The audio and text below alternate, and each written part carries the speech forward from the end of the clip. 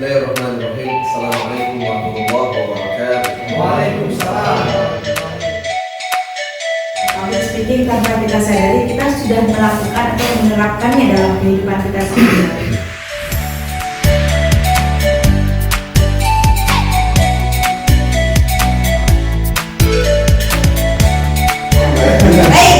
Bapak pernah lihat gajah? Pernah. Pernah lihat saya.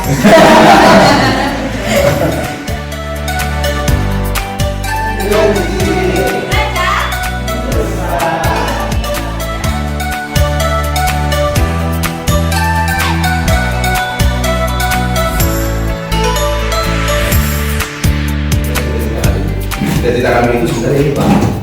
Nah, cita-cita kita itu masuk ke kampung.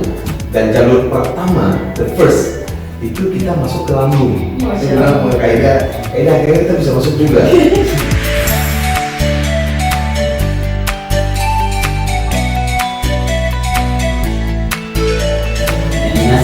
Ya, jadi ngerasa, jadi yang sesuai, saya juga yang sesuai.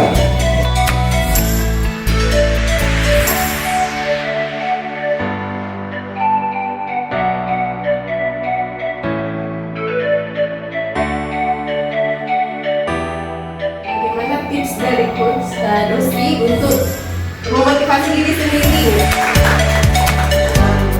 Bunga. Nah,